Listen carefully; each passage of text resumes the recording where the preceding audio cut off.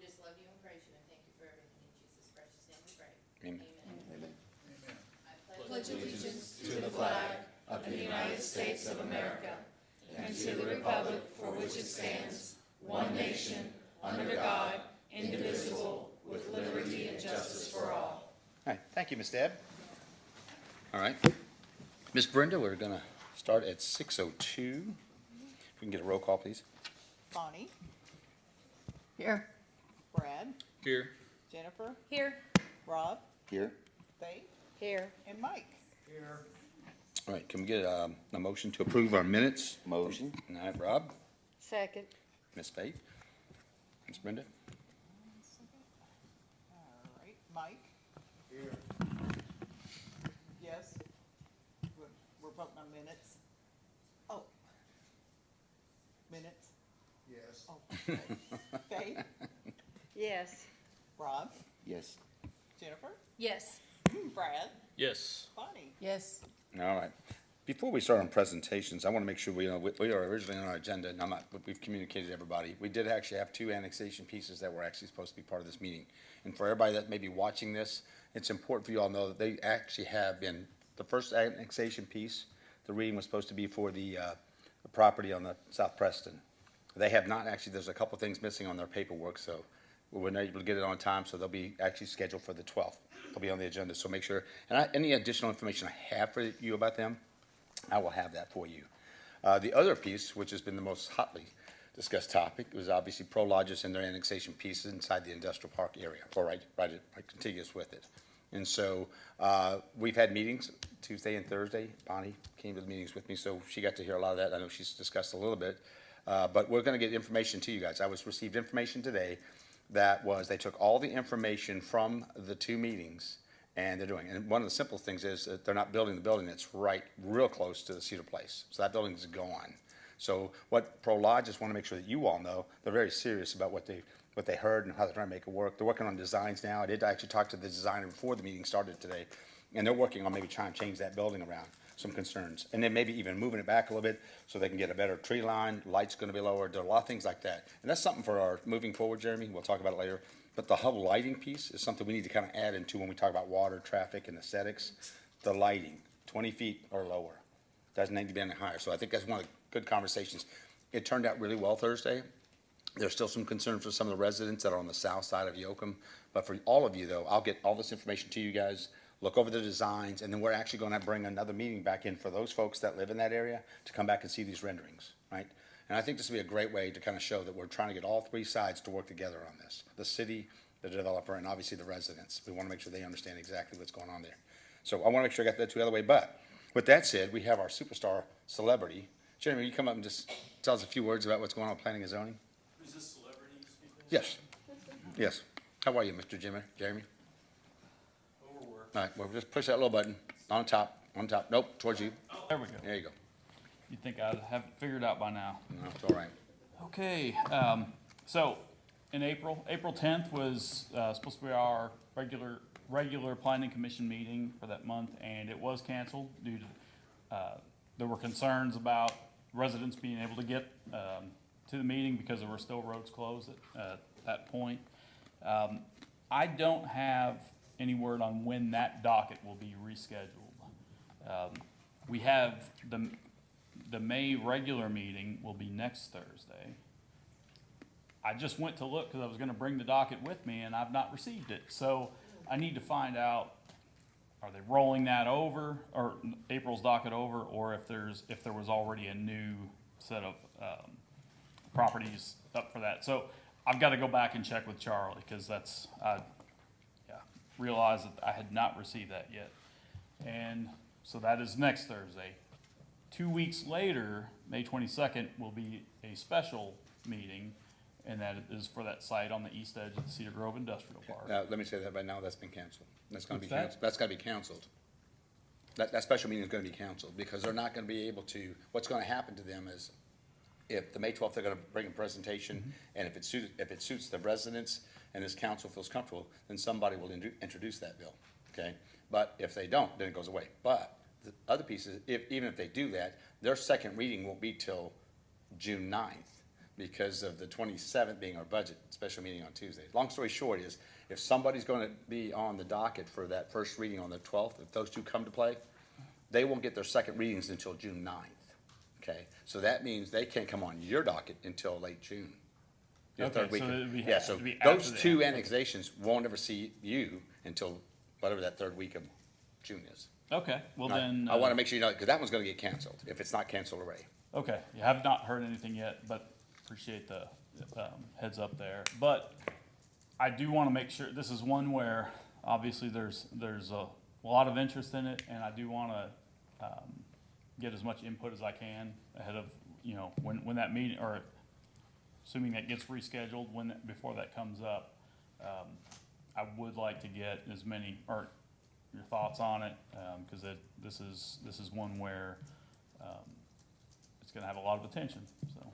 Well, before I forget on that, though, when we have the meeting, when we bring it back in with the revised, I'm gonna let you know about that. I'd like you to come in here and just see those renderings, and you can kind of, so that way, I think you can do that. Just, it gives you more information when you Yeah. actually go to planning and zoning, because there's a lot of restrictions on that development anyway. I know that they started out first trying to put a list of things that they wanted to make sure. And I think this list is gonna be a better list of how we want things that are close to. If it's inside the industrial park area, where it's not close to anything, it's not gonna be as meticulous. But when you get to the outer edges where you can affect a residential piece, there's gonna be a lot more restrictions on what that means right in that area.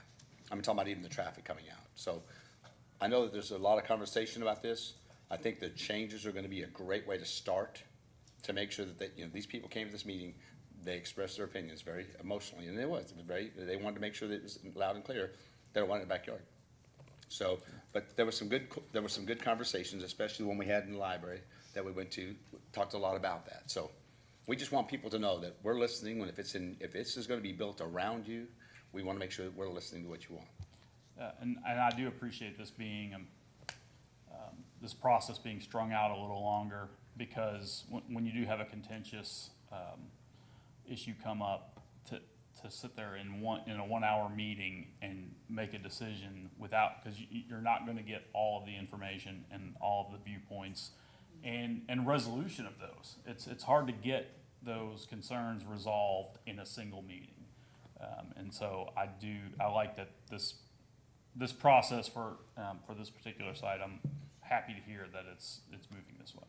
And one thing we want to get on the record for everybody here, I mentioned to two of the council already, people are requesting this annexation piece. We're not going out soliciting it, okay? It's important for people to know, if you want to be part of the city, we'd love to have you, okay? And there was some miscommunication about even at Cedar Place and the whole annexation piece and how they got tied into it. So we've learned a few things in these two meetings with the community, some very heartfelt things, and some things that were very concerning. And I think at least Prologis, as long as they've been here, they've been involved in the city for a long time, but they at least, they listened, they took notes. I mean, we had 8 pages of notes from Thursday at the library. I mean, of things that they wanted to see if this was going to happen, right? So they were at least looking, if that does happen, what do we need to have out of this to make it work? So I think the 2 meetings went really good. I like to, a little bit on the front end, but until people understand that we're not, if it doesn't work out, it doesn't work out. But there's a process we want people to have. We want businesses to know when they come to this city that they have a process they can go through, right? And if it doesn't work out for them, then they have to look at what can work for them. Yeah, let me know when that next meeting Absolutely. is scheduled. Let me know so I can try to get it on my calendar and try to make sure I can get it or be here for it. Yeah, at least let us know when you get a docket. Just, you Yeah. want to send that to everybody? I mean, I know it's usually, when does it usually come out? It's normally, I would have had it by now, so I don't know if Have you seen anything on that, Brenda? No. so. Yeah, that's what I'm saying, but again, if it's not the updated one, or did they move everything over from April? That's what I'm not sure, and I didn't realize I didn't have it until too late to Yeah, no worries. go fishing around for it. No worries, sir. Well, we just want to make sure, but thank you so much for that. Anything else you want to? No, I think that's everything. I'm just glad the floodwaters are gone, and So some nervous moments. Well, a lot of good people do a lot of good things. We mentioned that in the last meeting, that we obviously had a lot of folks stepping up and doing some good things. Obviously, Mercy Hill, you guys saw a lot over there. I saw a lot of boats. I'm kind of keeping it light because I know it's tough. I mean, it really was. It's very disheartening to see that, see all the park and all that, and a lot of the residential area back through there. And before I forget, I think it's important for all of you. One of the things I want you all to know is there's a lot of thing about the FEMA, and I saw something from Governor Beshear. They listed 13 counties that received money. Bullock County wasn't on that list. Did you see that? I did see that, and I wanna make sure that everybody knows that some people have been asking about that. So for everybody that's here, and then for the people that are watching this, we're gonna try to find out more. But I know that there's supposed to be more counties receiving money, because when. Did we not apply for it? Well, we don't, the way that works is if it's a state of emergency, they're actually, they'll make the assessments. We don't get to, FEMA was here, FEMA. Yeah, because I'm gonna say, like, I remember when we had the last one, like, the fire department had to fill out a lot of stuff, show receipts. And they- Oh, we're doing all that. We're doing all that piece, but again, how the, For that. for the housing, for the folks that have this problem, we don't know yet. But, I mean, I know it's more than 13 counties that are gonna get money. But they didn't have Bullock County listed the first time around, right? You saw that, Nathan? Yeah. Oh. So, but we're hoping that it's in the next round. And I've done some research on my own. Well, while the flooding was happening, I was pulling mapping in that LiDAR and correlating it to the river gauge. So if there's anything Arthur needs in order to, to submit for any, any aid, I've pulled a lot of flood data versus elevation data and mapping. So, Okay. I'll provide anything that I can. All right. Hey Jeremy, on the website, it says that the May 8th meeting will have the 6 that were scheduled for April 10th Okay. and 2 additional ones. So, and I believe most of what was on that docket was, It I was believe it was all around 44 44 I was auto. gonna say it was 44, but there's was- other ones listed out there. It was 6 parcels and they're under different names, but, and then there's 2 other ones that are not related to his that were added, it looks like. One of which looks like it's in the city as well, so. So, Yeah, there is. I was gonna that's say, I an- was reading them Friday. Another one I didn't realize that one was gonna be, or that was gonna be recycled for this month. So if you've got any input on that, please reach out, because it's a lot going on there. I think it was about 6 parcels that were all, They're different zones. connected. Yeah. Yeah, different But they're zones, all different together. owners, but Well, I don't have a lot on of detail. paper, it's different owners. So Rusty owns 2 of the properties himself, and then his corporation or his LLC owns the rest. So it's All connected on it. It's all connected, and he's wanting to do this to build a new car lot, a new Mm-hmm. building. But to do that, obviously, he's not gonna come in compliance, he can't get grandfathered in. So that's the history of that. So, and there wasn't any type of site plan associated, or that I received that was associated with it, so I guess I'll request, from Charlie if that's been provided, or if there's been any site work. But yeah, definitely reach out if you've got any input, cause this is one where I'm sure not sure how many people are gonna actually show up for it, because there's not a lot of residential properties nearby to see the signs, but, I think that is one, there's a few on the backside, so hopefully people will show up, but, He owns one of those, and one of his employees live in that house, so, okay, well, Right. then, man, it's, I lose this house? so, yeah, But- definitely reach out if you've got any input, anything that would be or, information that would be helpful for me in that meeting. And Mike, I told you I was gonna send you that email with, dates, and I looked in my outbox and saw that it was still there, so I sent it right before this meeting, so. Okay, anybody have any questions for me? Okay, All right. well, I'm gonna go back to I'll my. have one, but I'll email it to you. Okay. great. Okay. I'm gonna go back to my day job, cause I'm not done yet, Alright. so. Good. Jamie, thank you so much for coming out. I appreciate the update. Everybody? All right. Thanks.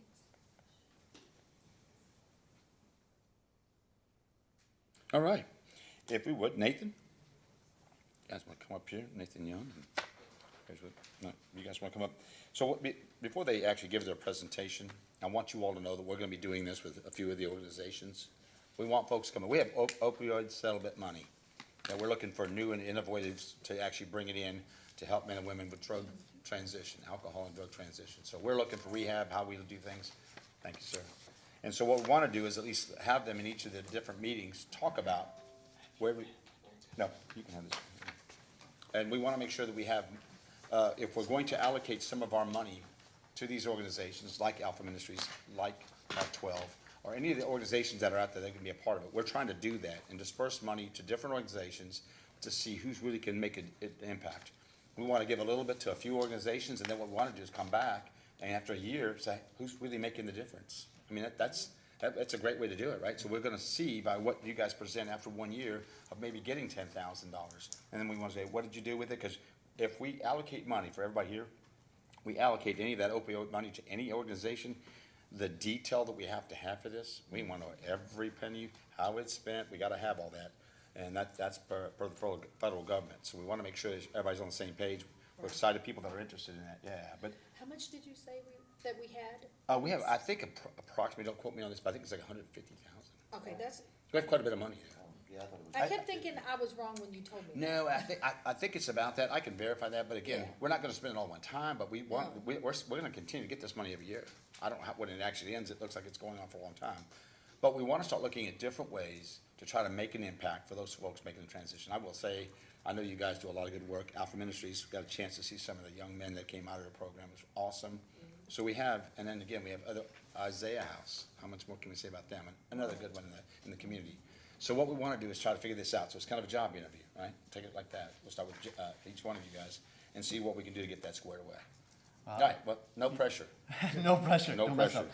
No, I appreciate you giving us the opportunity. My name is Nathan Young, Mercy Hill, pastor at Mercy Hill Church and on the board for Mark 12 Ministries. And before I even make the presentation, I just want to say thank you to the city and really to our whole community. We've been overwhelmed by the amount of support since the flood and the amount of people who have come to help and have donated and I'm humbled by it, honestly. It's been really encouraging to see. We ought to be proud of our community, just the way that people have stepped up. It's been amazing. And that brings me, Mark 12's been a part of that. They've, especially through the thrift store, we've been able to help over 30 families at this point with vouchers that have lost clothing and other furniture and different things. Thousands of dollars in vouchers have been given out to people who have been victims of the flood. And so today we're coming because we've got a big vision for Mark 12. And we've got some pictures back here. We've got some renderings of Grace Village, which is hopefully going to be the home base for our Pathway Home program, which is kind of the transitional housing program. And then a new thrift store. And so we're looking into a property off of Cedar Grove Road and trying to get the money to be able to purchase this property and really expand the ministry. And so exciting times for us. And so we are here to request $20,000 to help fund programs that help with addiction recovery, specifically, like you said. And the requested funds would be used for 4 things, specifically transportation, curriculum, training, and staffing. And so the breakdown, you can see down below, $10,000 is going to go towards transportation, $9,000 towards staffing, and then $1,000 towards curriculum and training. And so I want to talk a little bit more about our Pathway Home program, which I've mentioned here before, but for those of you that don't know what it is, this is a program that used to be Room in the Inn. And it was taken over by Mark 12 a number of years ago. And it's a program where we offer mentorship and case management to those who are facing a housing crisis and need some support to navigate their options. Our mentors work with them to plan a more financial secure future. Services include housing search and placement and housing stabilization services such as case management, budget, money management, assistance with accessing public benefits and financial assistance. And so Mark 12, we receive referrals from a variety of sources, including Isaiah House, which I'll get to in a second, but another one that I didn't put into this proposal is Drug Court. And so I actually just talked to Monica Masters earlier today, and they've got a client who's started coming to and is in the Pathway Home program right now. And she told me today that it's been night and day, that the way she carries herself is different. This is the first time she's had a stable job. She's working at the thrift store. Thrift store acts as a second chance opportunity for a lot of people. We have a number of veterans. We've got a number of people who've got different records that can't find a job anywhere else. And so, but this person that's in the Drug Court program is just doing phenomenal. And she says it's been an amazing just transformation. And so I wanted to share that. Isaiah House, very similar stories that we have from people who have come out of the Isaiah House. And if you don't know much about the Isaiah House, they are Kentucky's largest community-focused nonprofit addiction treatment organization. And we've had the pleasure helping numerous recovery addicts find stability and community and purpose. And so you can take a look at the letter that Troy from Isaiah House wrote for us, just encouraging you to consider these funds to come to Mark 12. And I just want to highlight, right after the bullet points, there's this sentence that caught my attention. It says, through Mark 12, Isaiah House has witnessed extraordinary transformations. Participants in this program are not just avoiding relapse, they are thriving as productive members of your community. And that's our heart, that's our goal. And so wanted to just show you this and so you can see the partnerships and the support that we have.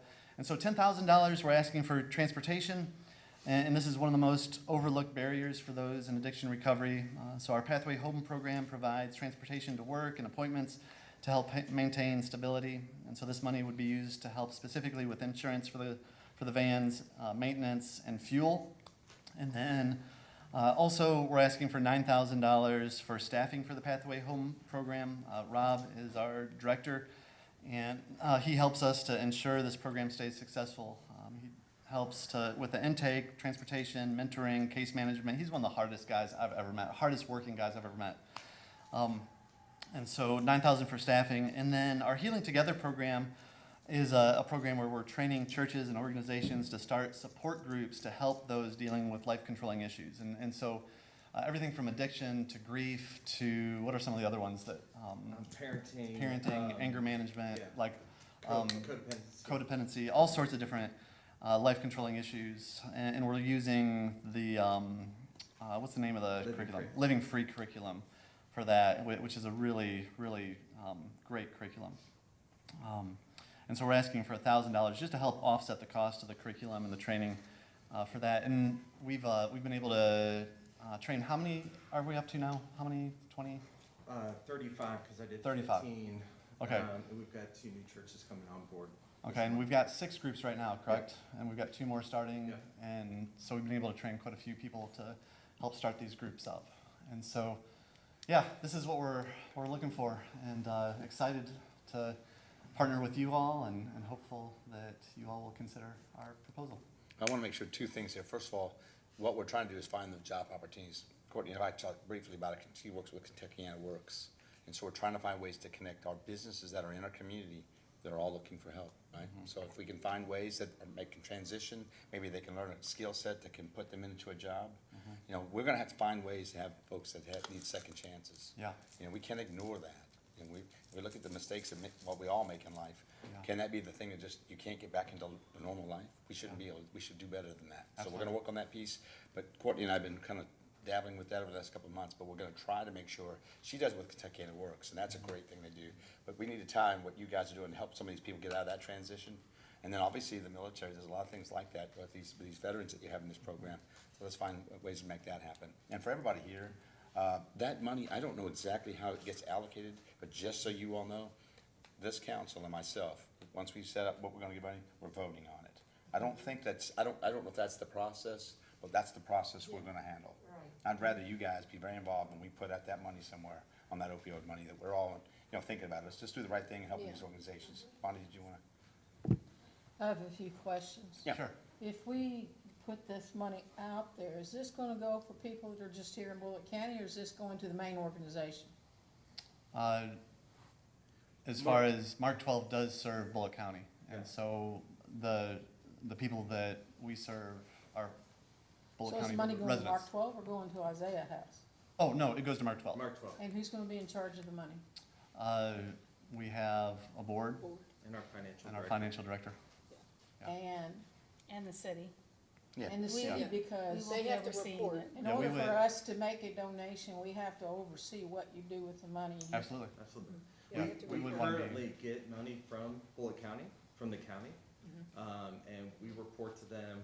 If theirs is a little different from ours, our Kentucky League of Cities controls what we can and can't do with the Sure, money. sure. Yeah, we would expect you to federal want us to government give controls. reports. Well, it does, but Kentucky League of Cities is the one They're educating probably us on the similar. process. I think that, I think in talking to KLC about this already, that KLC and, KCO, which is the county, they probably have a very similar Probably. process. Yeah, the biggest thing is when we give out this money, you have to itemize everything with the money goes to. So that oversight is, that's non-negotiable from the federal level down. Yeah. Yeah. Yeah, so that's a pretty easy way that's not gonna be a problem for any of the organizations, you and any others that will get that money. We're gonna have to have reports of, maybe a monthly report of that money being spent and what's Absolutely. left. Yeah, and we've got all those records. I mean, we have regular board meetings where we have a financial administrator that breaks down everything for us and categorizes. And so we try to stay above board, yeah. Have you already found a place on Cedar Grove? We do have a specific property that we're working with a landowner right now, and And so have you already let people in the area know that you're wanting to put that type of, that is part of the, Because- yeah, that's absolutely part of the plan moving forward. Right now, we want to make sure that we're financially able to be Okay. able to put an offer down before because we, you're gonna get that'll be the next step though, a lot of people absolutely. that are not gonna want that where they live. Yeah, and the nice thing about this property is it doesn't have a whole lot of residents around it. We've actually showed the property to the mayor and Is it in the city limits or outside? it's in the city limits, It's in the city. yeah. And it'll be just like the Alpha Ministries, we'll make sure if this comes aboard and what you're trying to do, it'll be the same thing, same process.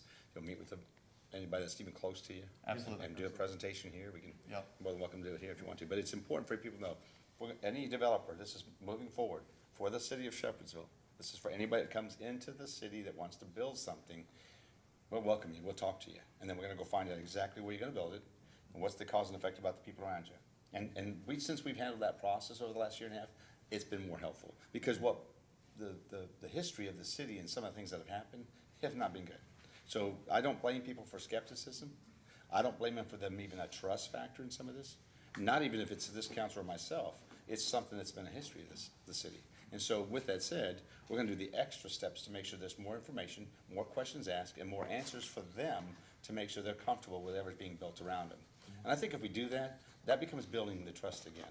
And again, we all wanna help people come through this, right? We all wanna do that, so I think it's important for you all to know that, this is the way I'm hoping to see this really turns out good for us and how we allocate this money and finding the right people to give it to, right? And But if listen, I could, Ms. Enlow, that's also why we kind of broke down what we're asking. So you have an idea. We're not just saying, hey, give us the money to throw in a general fund. We're saying this is stuff that we really see as a need, like This will be transportation. designated funds. Just as an example, transportation. So Kentuckiana Works, just 2 years ago, they pulled their office out of Bullitt County and they moved back downtown. And so if anybody wants to access all their wonderful programs, you have to go to West Broadway. Right. And so obviously, a lot of our folks that are dealing with addiction or coming out of addiction, they don't have transportation. I mean, in 1 year, I put 64,000 miles on my Jeep driving people around. And so that's why it's such a big part of this proposal and this ask is because we're still a resource desert as a county. And so for us to access a lot of those things like the scholarships that Kentuckiana Works offers or what Goodwill offers, it's all in Louisville, like 40 minutes away. And ever since TARC took our 3 stops during COVID to Bullitt County, we're an island. And it's very difficult to get people to those resources. hey, I wanna, Courtney, I've seen you, can you stand for a minute, please? There is a Kentuckiana Works, it's in Hillview. Well, the spot. Yes. Yeah, the spot works with Yeah. folks that are 16 to 22, and we work with the spot very regularly. We do their Yeah. interns, they Yeah. come there. No worries, I just wanna make sure we add that Yeah, yeah, into the yeah. conversation, It's- nothing more, it's at nothing the- less. Yeah, Jim Eaton's Resource Center. Huh? Yeah. We do have something here that they can actually go to, but we're actually trying, we'd really like to have it more, because again, transportation is a challenge for these folks. We've gotta find every reason that becomes why you can't have these opportunities, services, we've gotta remove that, okay, and transportation is a big part of that, okay? So how many more do we have? We have just got it started, they asked to come up and speak, and what I'd like to do is be able to take the next couple of months, we got budgets to finish up, and we're trying to get that done, but I would say by June, mid-June, we'd hope to have a couple other organizations come out that July, August, we'd like to be able to allocate some money to a couple of different organizations. So that's kind of our goal. Obviously, I'll be reaching out to these folks and making sure, get their thoughts and what we want to do. But I'd like to be able to give each organization a little bit of money. Maybe it's not the 20, but at least bear with us. We'd love to give you something if we're going to give each organization and see what they do. Again, it's going to be kind of like watching what they get allocated money, what's the difference. And again, it's not a competition. Obviously, it's just more importantly, We just wanna make sure everybody gets to see what each of the organizations are doing with that money we give them. Okay? Does that sound good? Sound good? I have a question. Yep. The 9,000 for staffing, is that just to, help with the director's salary, or are you all looking to hire? It's just to kind of To help with offset, his? yeah. Offset, yeah, okay. Yeah, yeah. It's to offset our director's salary so that we can take a look at adding more case managers. So as we're working right now, I'm the lead case manager, executive director, director of development, director of marketing, and social media. So those are the hats that I'm wearing. And then Rob he's got the hat of the director of Pathway Home, and he also helps with our placement and stuff when folks call us for resources and the resources aren't here. He helps transport them to different places. And so it would be wonderful if we could really get him completely focused on that and then be able to bring another person on down the road. We don't know when that's going to happen, but we're very hopeful. Because we're also, just so everyone knows, we're shooting, right now, we are 50% self-sustaining.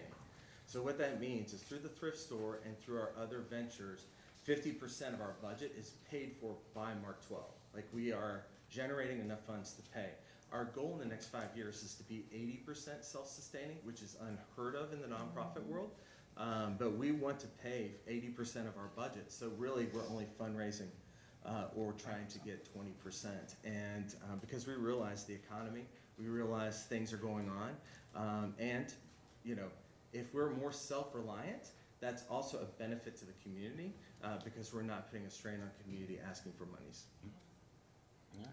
Well, I definitely appreciate you guys coming in. And by the way, I'm gonna say this again, because of what you did with the white flag and having that again, and obviously taking the opportunity to get with these, let's make sure we're doing, I'd like to at least, if it's not quarterly, at least a couple times a year, that we meet as an organization like that.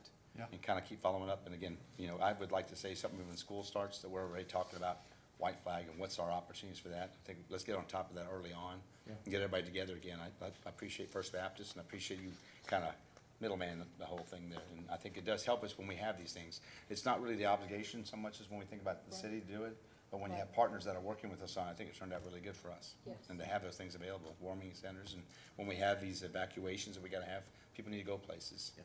So we appreciate that. It didn't go unrecognized, okay? Thank you. Thank you all. Thank you all. Thank you all. You want to just click that little button out there? Thank you, gentlemen. I for appreciate you everything being out you here. did. Like your renderings too. Thank you for that. All right.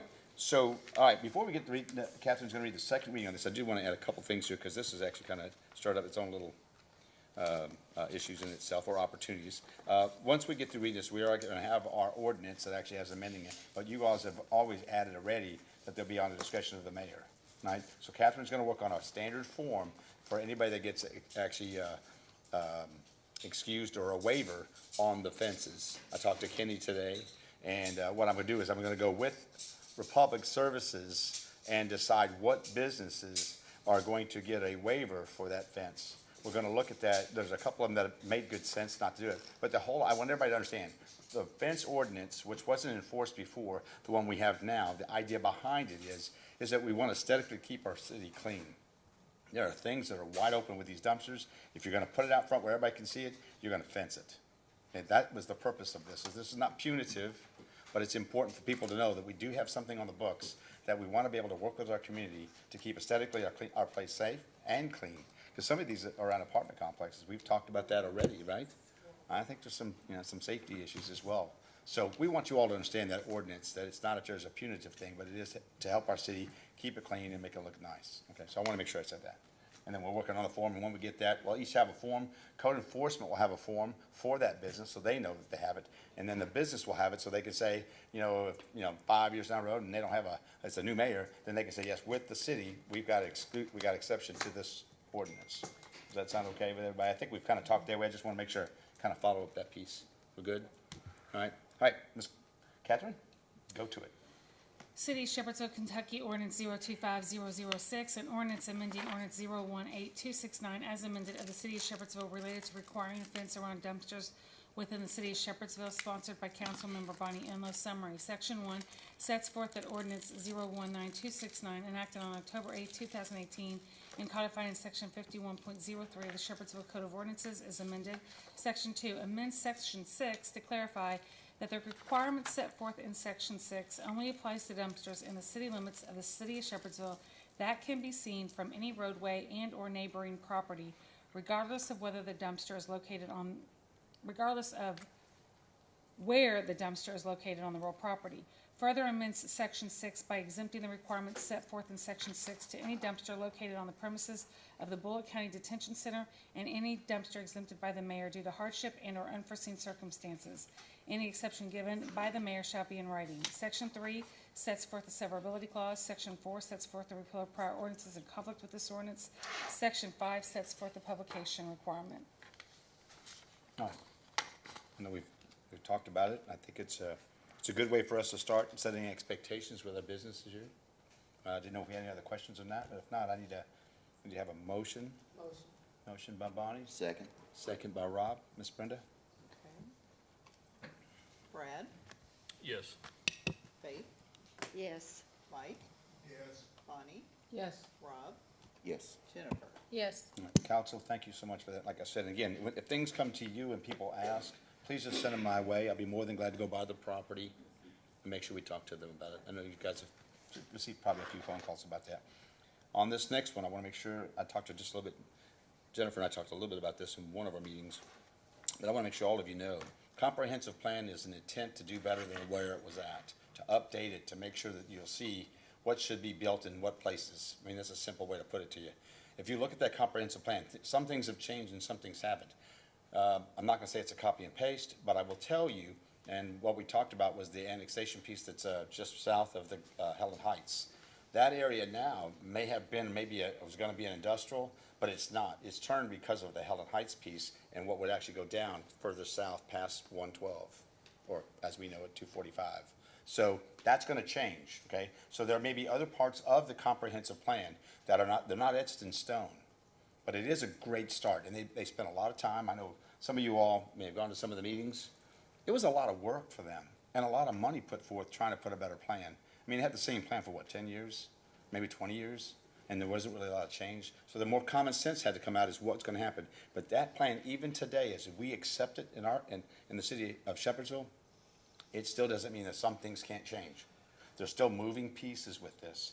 And I think it's important. You got to look at Cedar Grove Road, what's actually going to be there. Really going out East 44 East is kind of a residential, maybe some business, and then 44 West the same way. So, and there's not much room on the north side. But as the city grows, some of that may change a little bit. We got to make common sense when we do it, though. Right? We got to make sure we're not putting industrial park right inside of a residential. That's not going to happen. But you still see that there's got to be things that'll be done. So, with that said, I wanted to kind of make sure that we all know this is a plan we're accepting. There still could be some changes over the next 2 or 3 years. Correct. All right. Thank you, Ms. Catherine. May you do what you do. City of Shepherdsville, Kentucky, ordinance 025007, an ordinance adopting the goals and objectives for the 2025 Bullock County, Kentucky Comprehensive Plan sponsored by Councilmember Jennifer Mendez. Summary, Section 1 sets forth that the goals and objectives of the 2025 Comprehensive Plan adopted by the Bullock County Joint Planning Commission are accepted by the City of Shepherdsville. Section 2 sets forth a severability clause. Section 3 sets forth the repeal of prior ordinances in conflict with this ordinance. Section 4 sets forth the publication requirement. We're all burning up.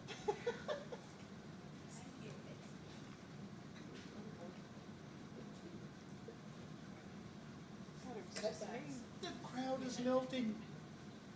I saw everybody kind of melting back there. You're very welcome. Sorry about that interruption. We're all good? Yeah, we're ready. All right. I need a motion to accept the comprehensive plan in this ordinance, please. I'll motion. Second. Jennifer, second by, well, look at you stepping up real quick. Get quick like rabbit on it. All right, good job. Ms. Brenda? Jennifer, Yes.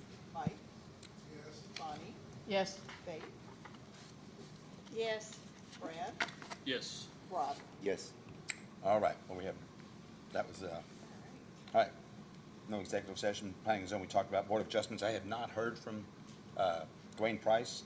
Again, in department heads, I do know that I had Jody take off. There's been quite a bit going on. He's been trying to get some time off after all the flooding stuff, so I told him he was off. But we have Mark Tipperman from the police department. Come on up here for a minute, Mark. You know what would make you come up? You're not gonna sit back there. Come on up here and talk to us a little Be bit. careful, the chief's watching. Yeah, he's probably watching somewhere. He's probably watching, so just push that little button on top there. Yeah, all right, so, first of all, thanks for being here with us, okay? I don't know, we have a lot of information, you've got some things going on. What would you like to share with us this evening? Just a few things. I just want to say that the city had the DEA take back this weekend on Saturday. I think it's the first time we've done it in a while. We was successful. We took in like 27 pounds of unused prescription medications.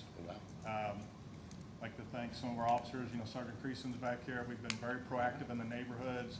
I know we get some heat sometimes in social media groups, but we've made several arrests of mostly juveniles breaking into cars and some other people trying to get into Best Buy, into their property. So the police department's out there working hard to keep everybody safe. I just want you to know that. Last thing I have, I know the FOP's finalizing their contract to bring to you guys. So Yep. but that's, everything else is going good with the police department. All right, well, I reached out to Rob, I just told him, I'll make sure he gets Josh's number.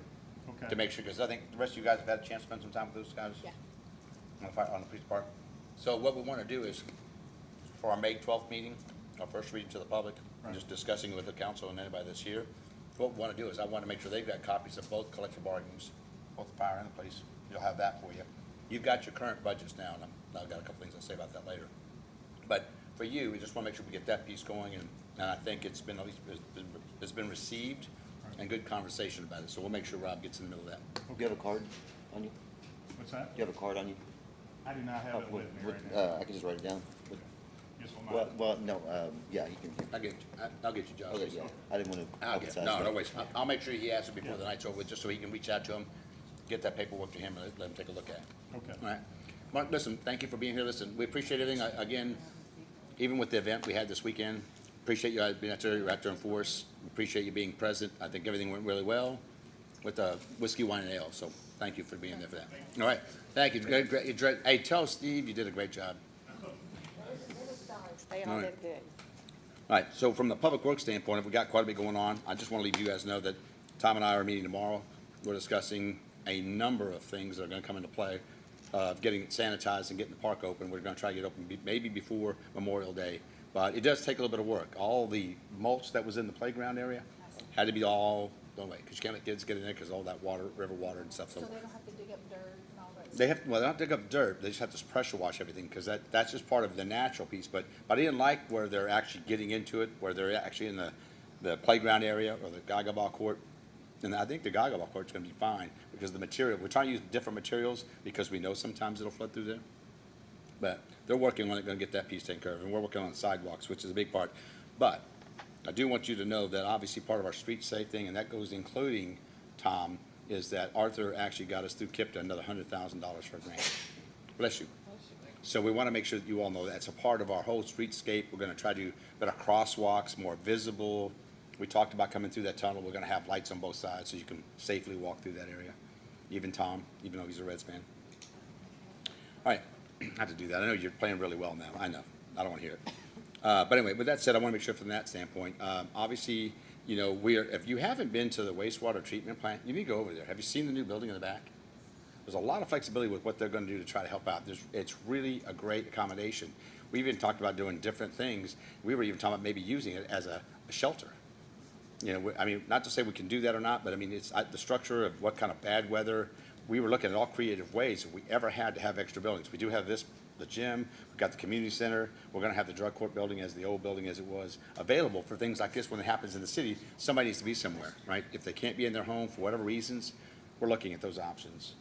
So, anyway, I'll make sure I got all the departments taken care of. All right, council members. You didn't ask Brenda if she had any updates. Brenda, did you have anything? Anything up there for the I cats? actually do not have anything currently. Next meeting. All right, Okay. next week. Next I'll week. make sure to Yeah. remind her. Thank you, Ms. Jennifer. I appreciate it. All right. With that said, council, let's go with Rob Adams. What you got for us today? Okay, sorry, I had him in. Speaking of the park and all that, so we went to a Valentine's Day thing and walked the park. I think I told you all about that. And $30 a pop, and it was nice, simple, and all that. Looking at other ways that I think we should monetize the park. Monetize it? monetize, like have a host a haunted house, for instance, at Halloween, like a Nightmare Forest kind of deal. Maybe partner with them or something like that. Free day for Shepherdsville, just something to add a little bit of revenue to the park system. Well, I think the biggest thing with the park is it should be, obviously, I'm just making it accommodating to have no charge for the park. But if something like that, I mean, my wife loves Halloween. I mean, if somebody wants to put on a haunted house and get with us and be able to do on that, because the city can't take that on. But if you're able to use the park, you're more than welcome to. So if somebody wants to put on something like that, Rob, that's awesome, because then that could be something you can put on that kids would love to come to. Again, looking at Halloween as it is today, if they had a place safe like that, I know we have trunk or treats and stuff like that, Yeah. so you might be in competition a little bit. Yeah, a little bit of competition. And I know we're not gonna be there this year probably with all the work going on, but. Yeah, future's it'll great. probably be, it'll be in next year. We could maybe look at next fall to do that, because we got quite a bit going on. But, no, I appreciate that, Rob. What else you got? That's really all I have. Okay, all right, Rob. Miss Jennifer? I thought you were ready. Okay. Were you not Yeah, ready? I am. Okay. I am ready. Okay, first off, like, I've just been looking at different stuff, and, with Courtney doing so much work with Kentuckiana Works, I was thinking that possibly the city could do a program for high school students where they could come and do firefighter for a day, police officer for a day, mayor for a day, where they Who wants to come be in that? and learn about the different, like if somebody might wanna go into a trade where they would end up working at like the sewer department, and they could come in and look at that, or somebody might, wanna be city clerk and come sit with Brenda, that kind of thing, where we work with the high school students so that they can come in and possibly learn the different jobs that we have available here. Okay, I think that's a great idea. Yeah. And then, so I had talked to Catherine about, so we had approved an ordinance last year. It was, and it's just, it's bothered me ever since. We had voted to not, if the state raises the spending limit, it automatically raises for the city. I did not agree with that. I voted against it. It was a 5-1 vote. I was wanting to put it up for repeal to see if anybody had changed their mind. She told me I would need to bring it up in the meeting and see if I had any support on asking for a repeal on that ordinance, where we could take a vote and see, because I do think if we raise, if the spending limit is raised, I think as a council, we should vote to raise that. It shouldn't just be an automatic raise. So, that was mine. So it's not, you guys, we voted, did we vote for that, right? The ordinance says it. We recognize that the state has that. Yeah, we just follow whatever the state guideline was, is Yeah, what so I'm my- saying. so my- She's saying she But we doesn't vote. wanna follow the state guidelines. I think we should be able to vote to raise the spending limit. So- But, which is how we had it before, then we did the ordinance that says, oh no, we'll just raise it whenever the state raises it automatically, and I just don't think it should be automatic. And like I said, it was a 5-1 vote, I was against it, and I'm just wondering if I would have any support to it. I would support that. I would too. So So what do moving- you want the Would too. ordinance to say? Cause we have to have something in place that says If, what number we bid at. So are we gonna keep it currently at 40,000? But moving forward, anything Just gets say raised? 40,000, and then if the state goes up, well, I mean, that current council decides if they want to go well, up there's with another ordinance it. that has the 40,000 in it, cause we did that one very early on. This was a total other ordinance. There's already an ordinance. Well, there was one for 30 and it was And they repealed. raised it to 40. Yeah. This one was a total separate ordinance. This one was just saying that if the state raises the spending limit, we would not have a vote, it would automatically raise. Did that not go in the one where it was raised to 40? I don't thought that think would have so. gone in the same number. Yeah, we've raised it to 40. Okay, I don't know. I thought it just said it was going to go by the state rate. I didn't even think it had an But amount. while she's looking that up, let me, so for the council, I don't think the state's gonna raise it just to be raising it. they raised it based on the cost of inflation. You know that, if you look at why they did it, they didn't do it just to make it easier just to spend money. They did it because they were keeping it in correlation of being able to run your government without having it, with things costing so much and not having it every time you turn around. If it's 30,000, you might be going to the council maybe 6 more times because of the cost of materials. Look at the cost of everything. This is why the state representatives did that, and that's why they passed it through Frankfurt. They did it to try to help expedite how we spend money. It's not about just getting a chance to blow money. It's more about making sure that what's reasonable. They could have made that number anything. They made it 40 because they heard from everybody, especially local government, saying, hey, we just want to make sure that it's in conjunction to what things cost. That's the only reason why they raised it. I don't think they did it to allow just, mayors to go spend all kinds of money. It is more about oversight still out there, because still 40,000 is the new 30. Okay? I mean, it really is. You guys need to think like that. I want to make sure. Do you want to add something, Brad? Okay, I was just clarifying with her that she's okay with the 40,000 for now. She just wants to adjust. That's fine. No, the I'm good portion with that. where we're gonna vote anytime it raises, as opposed to just letting it. Jennifer, I'm good with that. I just want to make sure that you all hear why they do that. It's not good. I don't know how long it was 30,000. Does anybody know? Yeah, I think it was 30,000 for a long time. So Yeah. So I don't think that you'll see them raise it any time over the next 5 or 10 years. Maybe not. I mean, maybe depending on where inflation goes. But the idea is, and Jennifer, I'm good with that. I think it's important. I just wanted you to know why they did it this last time around, is because things were costing so much more that it made it. You got to understand that the biggest part that you have in this is the oversight piece. Make sure that it's understood when it comes to just running the business. The more we bog it down and keep doing meeting on top of meeting, you're really not getting things done on a timely basis. And if you And I don't want you to get it, because I'm the not fan. vote to raise it was a 6-1 vote. 5-1, we yeah. all, no, the only, I don't know. who 5-1. voted. I don't You know. said 6-1. Oh, who voted, you were voting no? Yeah, it's only 6 of you. No, You the said- 40,000, to raise it to 40,000, I'm pretty sure it was was. 5-1. It was a 6-0. The only one that was a 5-1 was saying that it Oh. would automatically raise. Gotcha. That was me. Gotcha. Yeah. I got you now. Yeah, and I think we're fine with that. I just want to make sure you understand why that was raised the first time. But moving forward, yeah, just make sure, again, the biggest thing is, I would always want to make sure you understand, what are you trying to do to make sure that oversight's still in place, but why you would want to make sure that you put something in place. Yeah, that's fine. Jennifer, I'm good with that. Thank you. No, good comment. All right. Ms. Faith? Okay, I've got a question about the park, the pipeline, the water. Where are we at with that? Is it still a go? Because I know the artifacts was, whoa, it's down, but. They had a couple things on the license that we had to get, so they're working on some of the paperwork. I'm assuming that, I haven't checked with Scott today. He's been out for a little bit, but I'm gonna check with him tomorrow. But I know we should be probably back into motion on that next week or two. Oh, okay.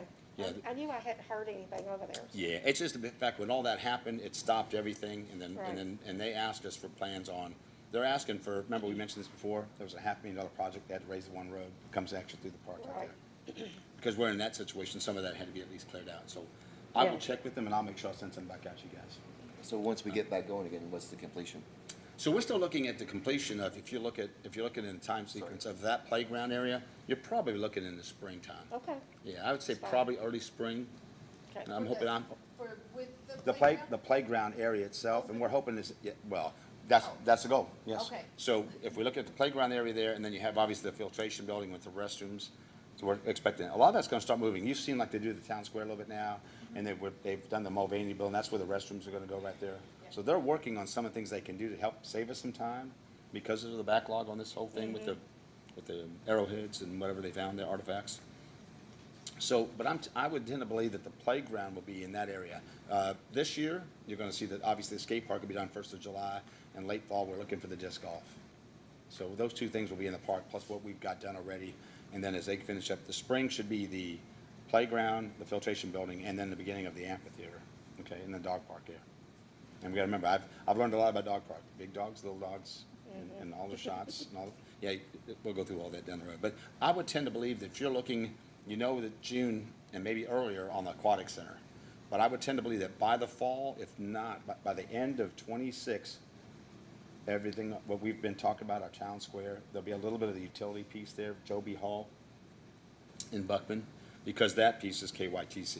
Okay. So I would tend to believe, if we're looking at what, a schedule that people are gonna ask about, I'd say if you look at the sequence of it, by the middle of summer next year, you're gonna have obviously the aquatic center. That last section of 26 should be the finalizing of the town square and the dog park in the amphitheater area. Yeah, some of it, like I said, we can do some work now, but we'll wait a little bit. Right. Does that help? Yeah, that does. And I Okay. got one more thing. Yes, ma'am. As you know, I'm gonna be, I'll be working from home some. Okay. And I would request to be a Zoom council member. Yeah. Because I know that was passed during COVID. Huh? Because I don't wanna miss any of the meetings, if I can do it from home. Huh? Yeah, we'll put your little. We'll put her up here, so you can see her picture. Sheldon, We'll put her right up here, So I'll Tom. be making, that's legal, I No. can vote and everything, correct? No, we'll get a doll set up there with a screen on it. Well, don't stick no pins in it or anything, I might be stuck enough. Well, hey, we will work it out for you. No- Okay. No worries I at just all. wanted to make sure, Yes, ma'am. you know. You're not gonna miss a meeting. I We're gonna wanna get you all do squared my- away. Wanna do my job. Okay, thank you. We got you. All right. Brad? Nothing there? All right. Nothing meeting with scuba diving and anything good there? Okay. Mike Hibbert? Jennifer touched on it. I voted for it. The fact that, raising that 40,000 spending limit just automatically, if the state raises it,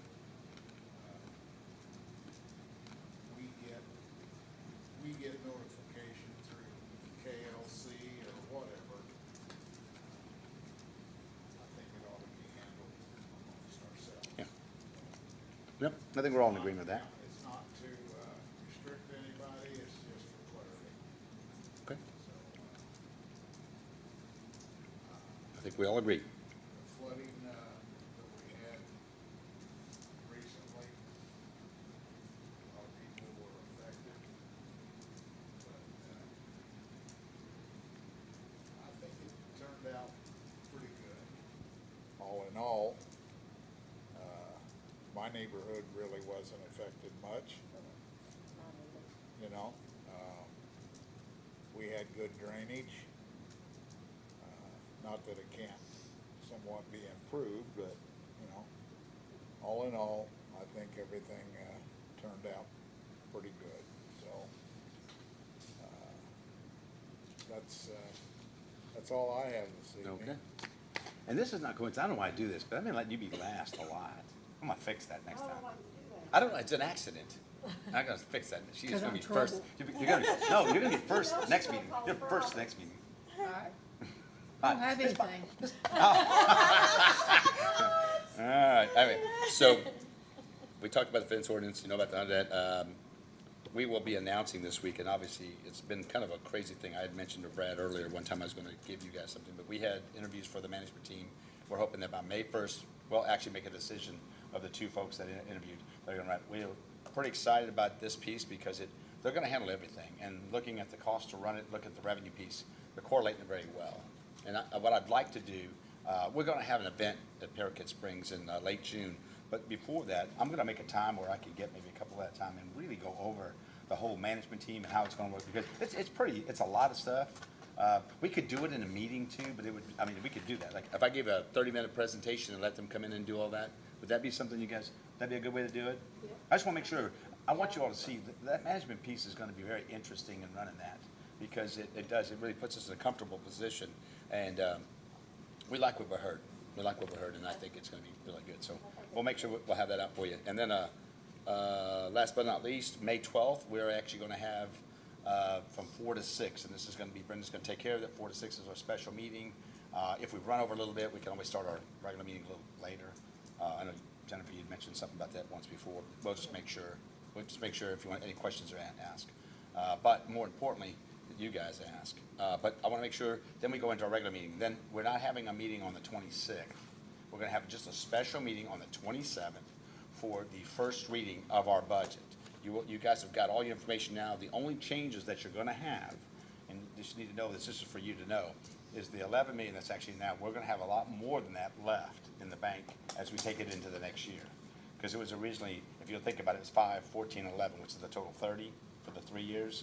It's gonna change, and I wanna do this in public so they hear it too, that money gets moved over, and then our carryover money could change to the better.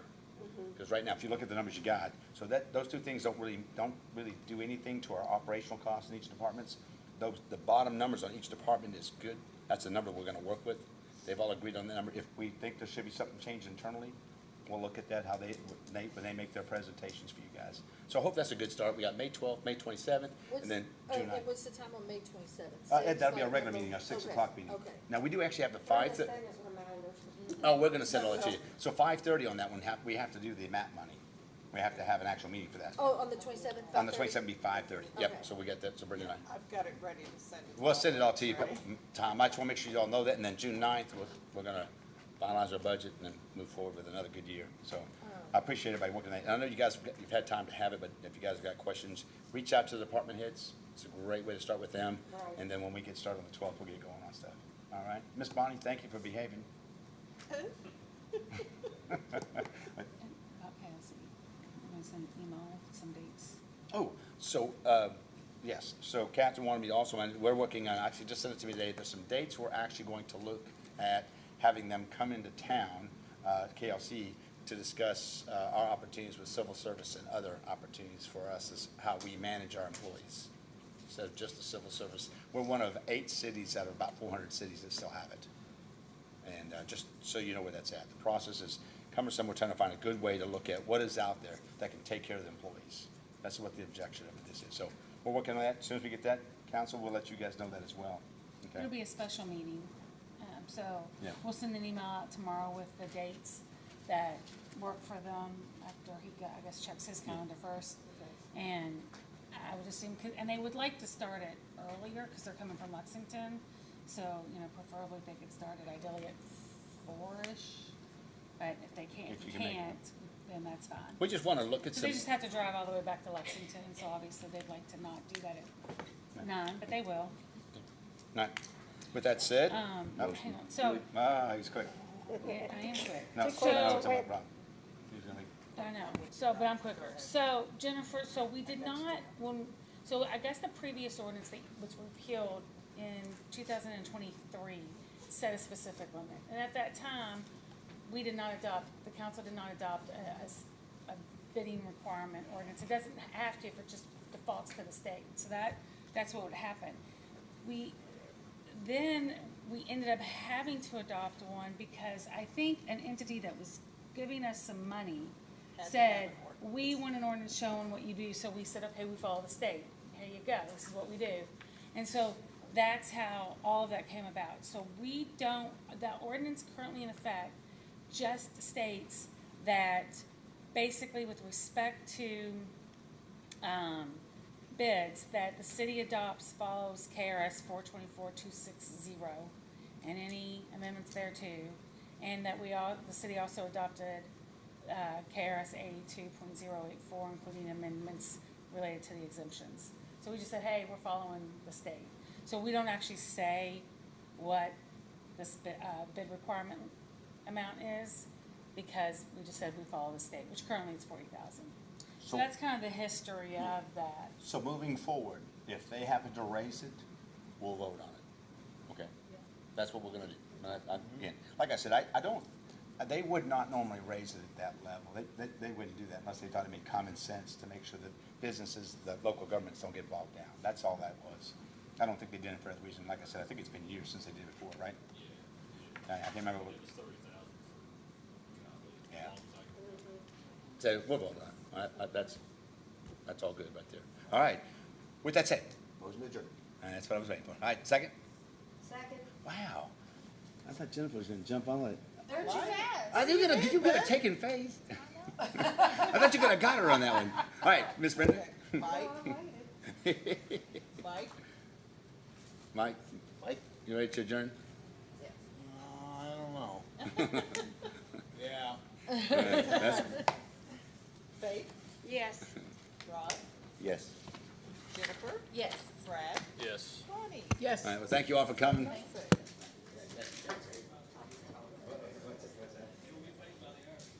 thought you were gonna jump in there.